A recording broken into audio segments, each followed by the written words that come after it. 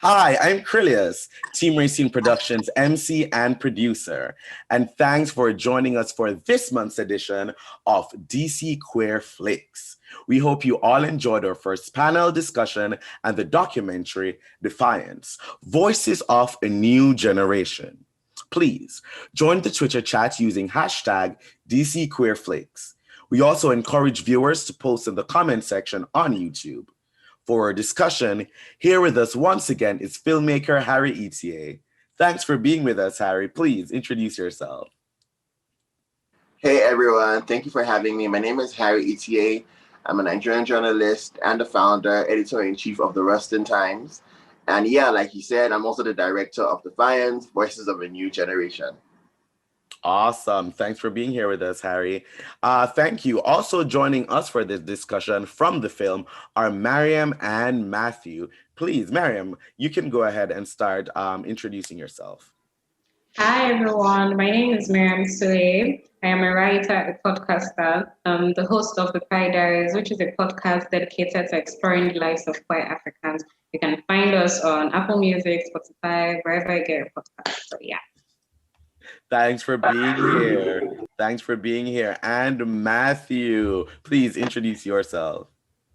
Hi everyone, my name is Matthew Blaise. I'm an activist in Lagos, Nigeria.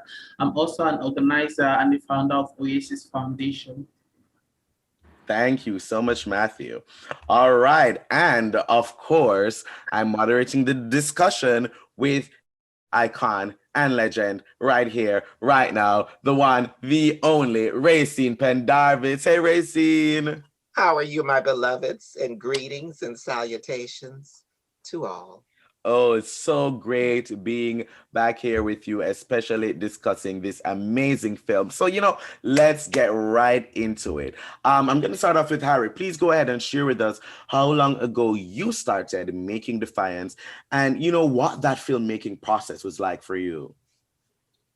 Thank you so much. Defiance was like a year from conceptualization to final product. We really wanted to explore and celebrate the lives of LGBT Nigerians who were putting their faces, their lives, their careers at the forefront of the movement. And it was very important for us that we show them not just in a, oh, we're struggling or whatever, because we are struggling, but in a way of celebration, of elevation, of saying that we appreciate the work that you're doing. We thank you for putting yourself on the line, for having the tough discussions that some of us are not even don't have the willingness to have.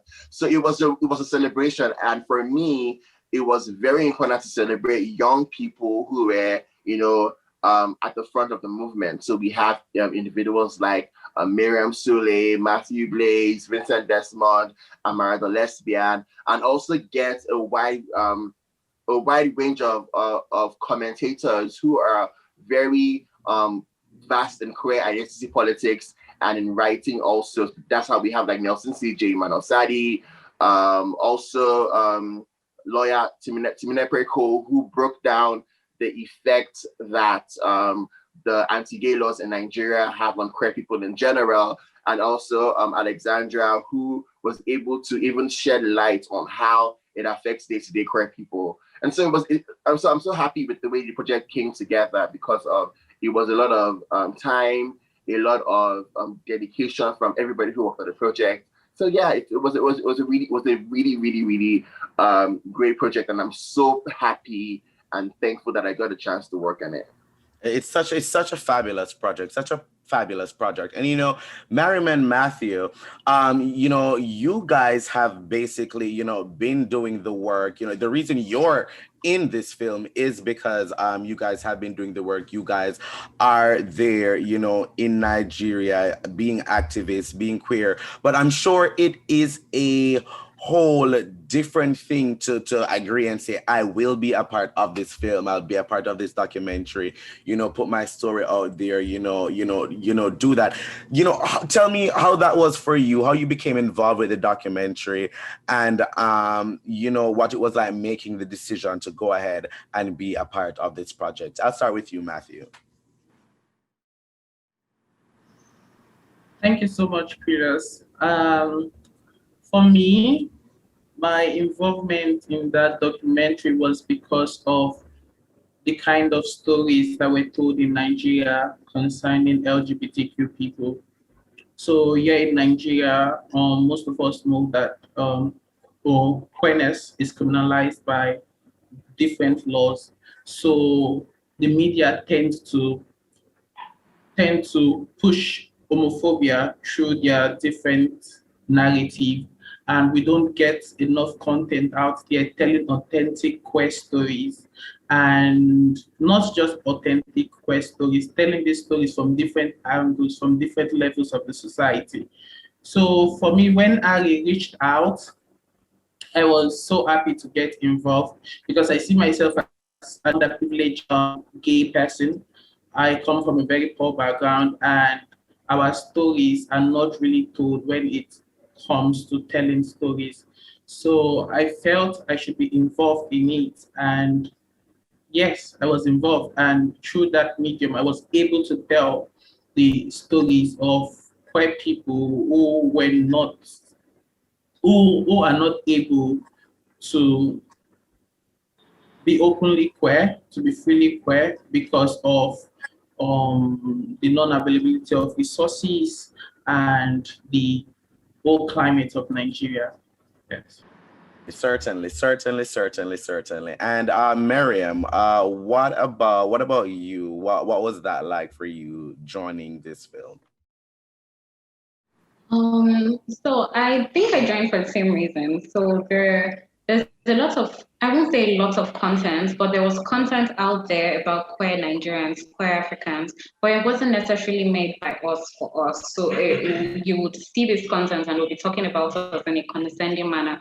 So when Harry reached out to a friend of mine who told me, yo, Harry's working on this film and he wants someone to, I was excited to be a part of it because this was, a story that was going to be told by a queer person who wants to share our stories, and not just in the stereotypical light, like actual stories, like full, well-rounded stories of us. And also another thing that stood out for me was I feel like right now there's a lot of content out there about queer people, queer Nigerians, queer Africans, but it's a lot of faceless content. So there's animation, there are podcasts, so it's just very few films, very few stuff like this. So yes, I was definitely excited to join.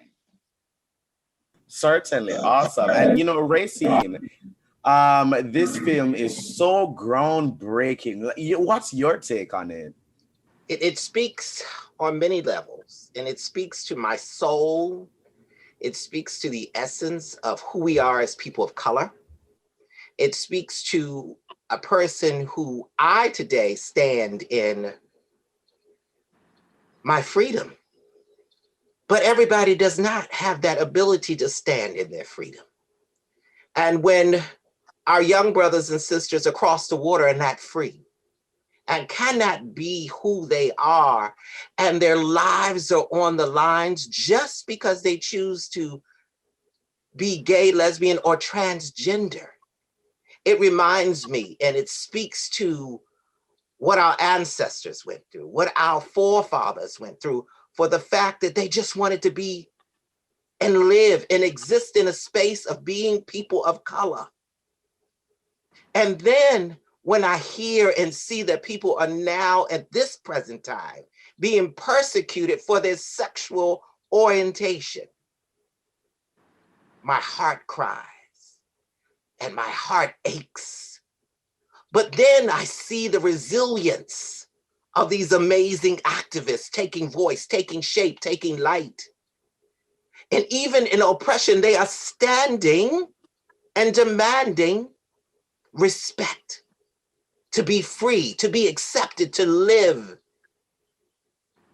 And so many of us don't get a chance to see that because we sit in our own space of being comfortable and don't understand what others are going through. And then it reminds me why we fight, why we stand, and why we must come together, because we have to understand when one of us is not free, all of us are not free. Powerful, powerful, powerful, powerful.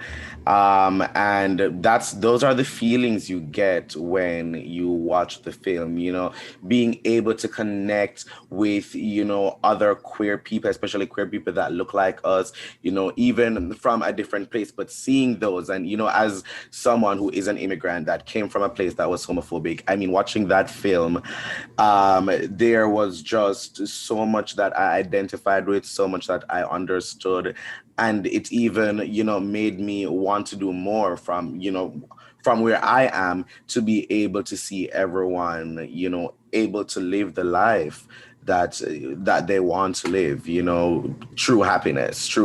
Where can we find that? Let's talk a little bit about how the documentary has been received and what the reaction has been so far, for cast members. Go ahead, Matthew. Okay, for me, I think I'm so used to seeing negative comments online that I don't regard them anymore. So I wasn't really paying attention to the negative comments, and really there were not so much of them because I don't care about them. I'm more concerned about the impact of this documentary on the lives of people, not for cis heterosexual people. I'm more concerned about queer people because this content was made for them.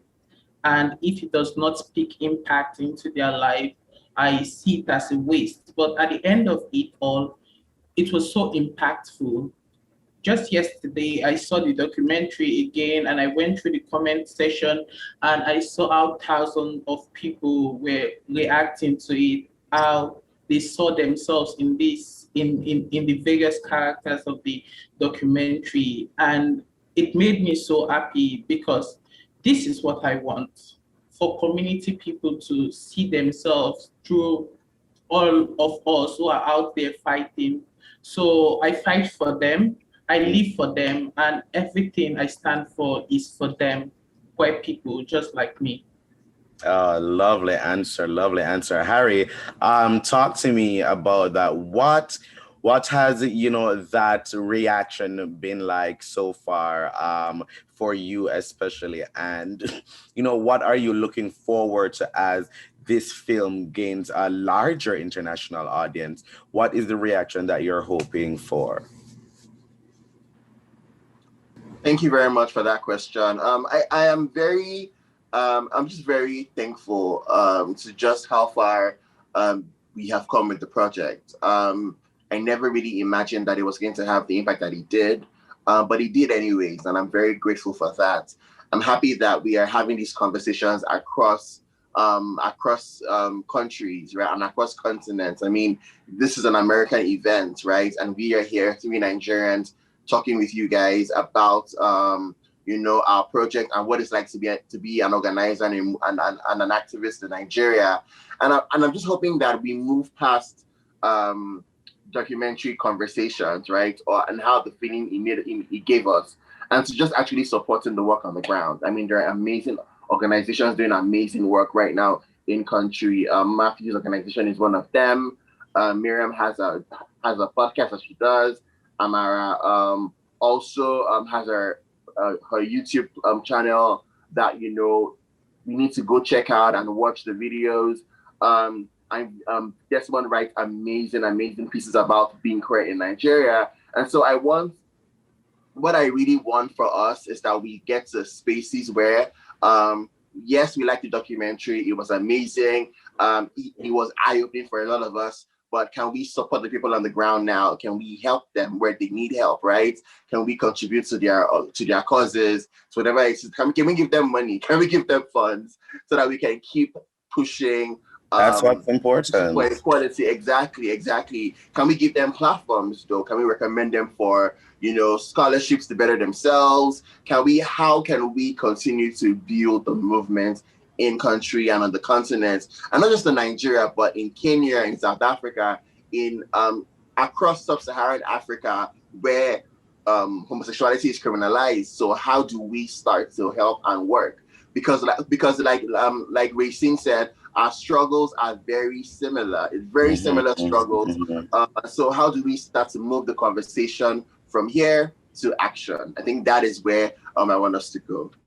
I agree. I agree, and it's one of those things where, you know, allies, especially from other places, it's one thing to be like, oh, you know, this is how it made me feel, but really actually helping, you know, doing what you can in your own way, whether that's monetarily, financially, you know, whatever it may be, you know, supporting the social media, trying to get policy to, you know, all of that. That's really what's important. Now, I'm gonna ask everyone, what's the one word they take away when they see the film? I'll go with Matthew, then Harry, then I want Rayceen to tell me that one word that really sticks out for you for the film, and just give us your final closing thoughts. So Matthew, Okay. then Harry. For me, the one word would be disrupt. So I want queer people to disrupt norms, to disrupt spaces that were not meant for them, to take over them by force, because spaces are for all of us, and we have to start coming for them. Important, Harry.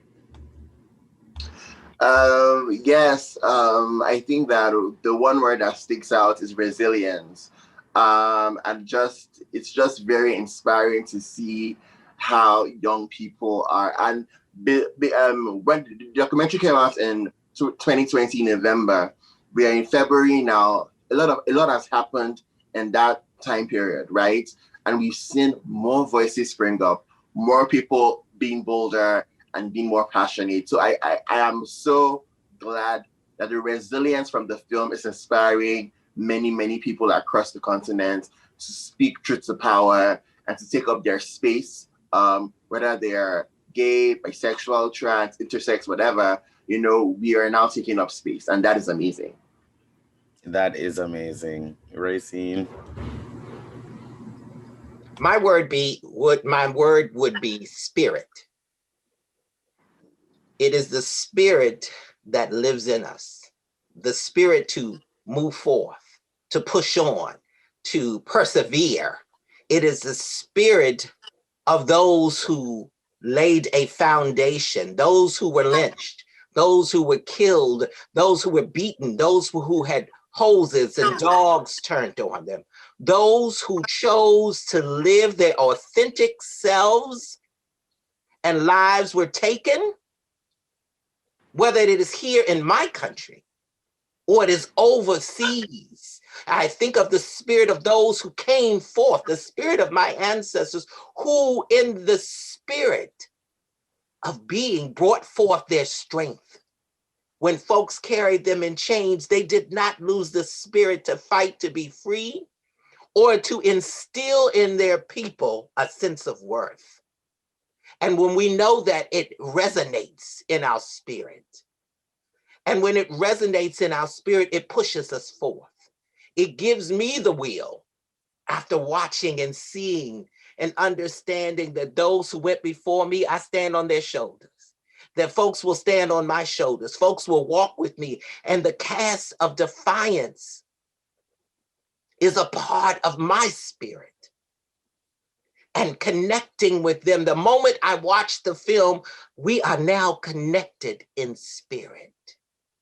And what do we do with that? We do what we are called to do. Some can write checks. Some can make phone calls.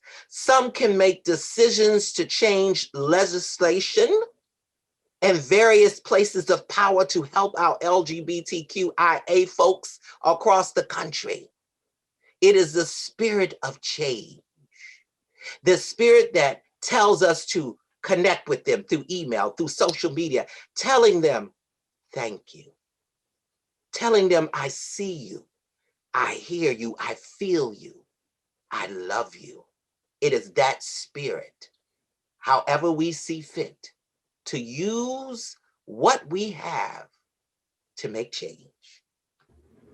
Powerful. Thank you for that, Rayceen. And to our guests, Thank you for joining us, Harry, Matthew, Mariam, who was here with us earlier. We want to thank DC Queer Flix and everyone at DC Public Library and the Mayor's Office of LGBTQ Affairs for partnering with us. Viewers, please check out the links and other information in the description. Follow all of us on social media. Check out the Rustin Times online, and please click on that subscribe button right down there for the Team Rayceen YouTube channel. And viewers, thank you for watching. Bye, everyone.